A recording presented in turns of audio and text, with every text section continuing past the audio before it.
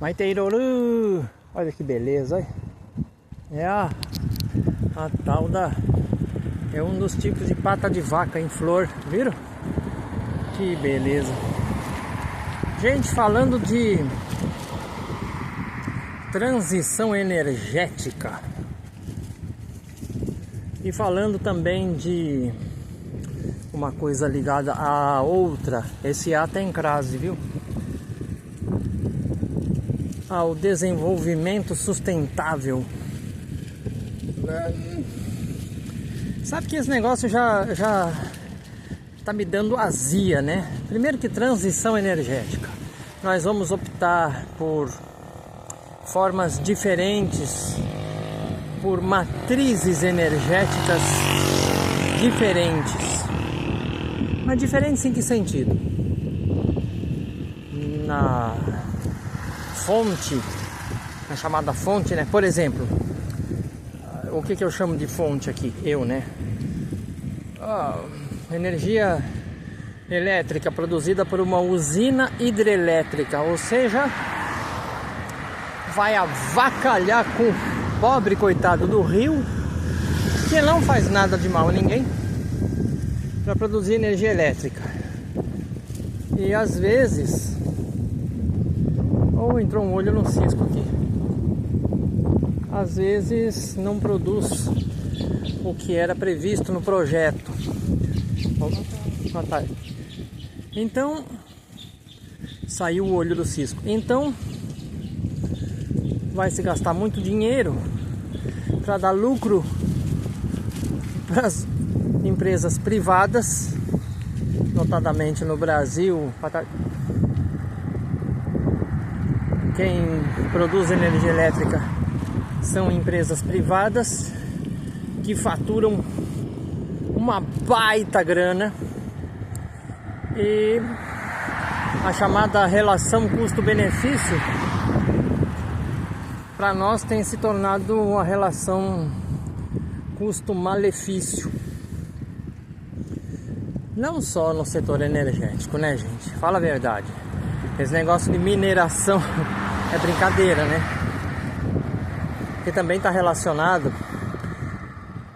Todo o equipamento aí utilizado numa usina hidrelétrica vem, ou quase todo ele, ou vem do petróleo ou vem da mineração, da extração de minérios. Então, até que ponto para nós é vantajoso no sentido de não agressão à natureza? Porque o que se diz? Por exemplo, a usina hidrelétrica, né?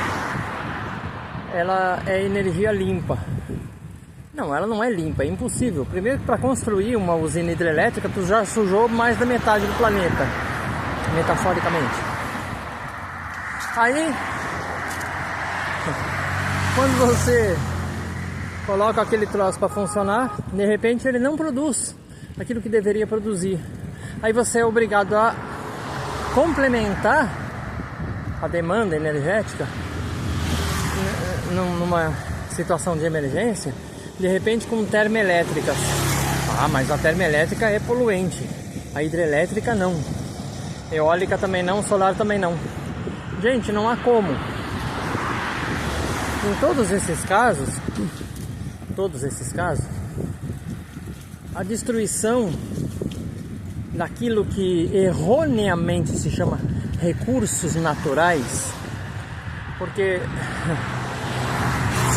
chamar esses seres vivos todos de meros recursos naturais, é uma sacanagem, é um crime, é um atrevimento, é uma falta total de respeito. Nós estamos falando de vidas, milhões de vidas. Há espécies que estão desaparecendo rapidinho. Por quê? Por conta de exploração de, entre aspas, recursos naturais. Recursos naturais é uma pinóia. Não dá, gente, para você olhar para uma árvore, para um rio, para uma montanha e dizer: aqui tem recursos naturais inexplorados. Se o Brasil não tirar, vem outro e tira. Isso é a conversa mais sacana que eu já ouvi. Eu escuto isso desde que eu sou criança. eu não sou tão novo assim. E notadamente hoje tem algo mais para atrapalhar a vida da gente, que muitos dos grandes pesquisadores brasileiros ou estrangeiros, não importa, que abordam o tema, ou desconhecem, ou não creem, ou se esquecem de que hoje a questão não é só a destruição dos biomas, né? Mas é que isso vai favorecer, primeiro, quem já tem o dinheiro do mundo no bolso. Segundo, o mercado financeiro. O mercado achou ruim, o mercado achou bom. Sabe? Se o presidente tal falar tal coisa, o mercado vai se comportar assim, o mercado que se lasque, cambada de vagabundo, viu? Bom, uma cambada de sem vergonha, a cambada de moleques. Mas o capitalismo, ele permite isso. Aliás, o capitalismo, ele não só permite, não é que ele permite, ele prevê isso, essa situação. Eu sou herdeiro, eu tenho muito dinheiro, você não tem, azar teu. Não, mas se você trabalhar, se você se esforçar, você vai ficar rico, entre aspas, rico. Você vai ficar com muito dinheiro. Não vai não. Por quê? Notadamente no Brasil, quem paga imposto é quem menos tem dinheiro. E quem não paga imposto é quem mais tem dinheiro. Aí fica fácil, né, fião? Aí você falar de meritocracia.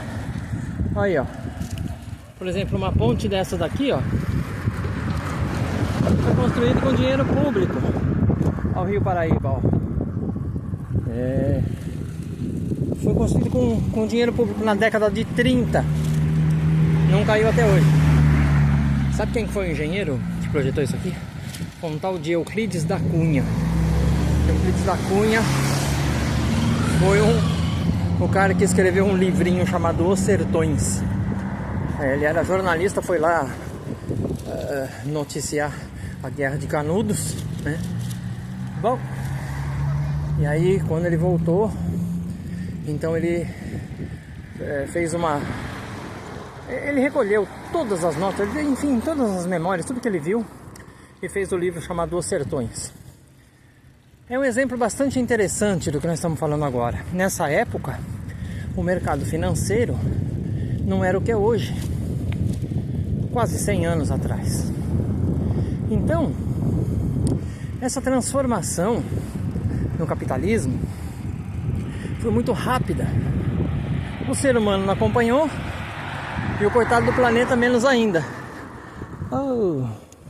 Apesar de tudo, elas ainda estão florindo, olha que beleza. Pois é. E para compreender bem isso, para começar a ter algum entendimento a esse respeito, eu vou citar aqui e vou indicar, sim, uma obra. Ó, caboclo, vamos, Serafim, joia. Tem que cumprimentar todos, não tá louco, vou pensar que eu sou orgulhoso. Aí, que está à disposição de todo mundo, barato, é um livro, viu? Livro é um objeto de papel cujo interior tem páginas escritas, normalmente com tinta. Boa tarde. Esse livro se chama Capitalismo 4.0, viu? Eu não vou aqui fazer propaganda dos sites que estão vendendo, mas a editora é a editora Cefa. C de casa, E de Ernesto, F de farofa e A de ave. Cefa.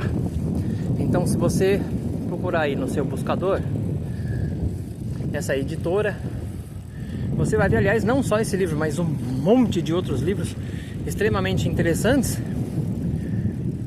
principalmente, no meu ponto de vista, aliás, porque falam sobre o que nós estamos vivendo agora. Não são análises de um passado tão remoto e também não são previsões de um futuro distante. Tudo bom, Zé? Né? Não são profecias, são análises. Muitas vezes, eu digo isso porque muitas vezes as pessoas confundem, né?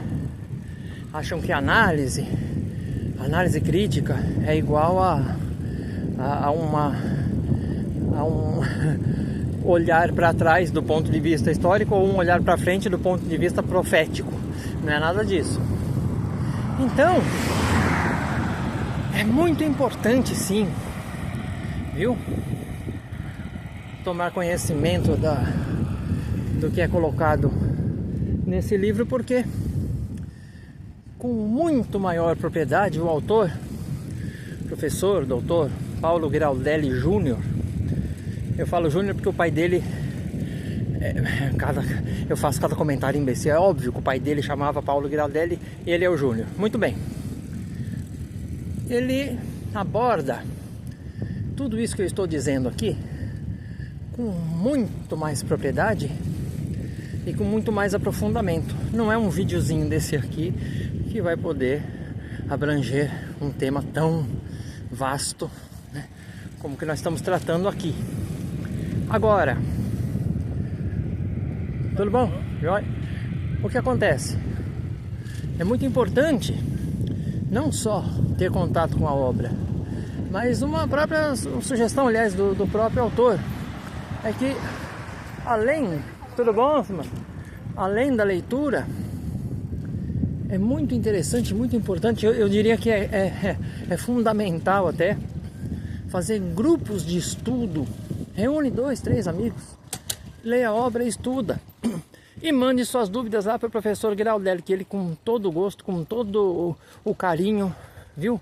E digo eu, pessoalmente, posso dizer com toda certeza, vai responder e vai explicar o que for necessário. Tá bom? No mais, se inscreva, dê seu like, dê sua sugestão de vídeos e é já que nós estamos aí.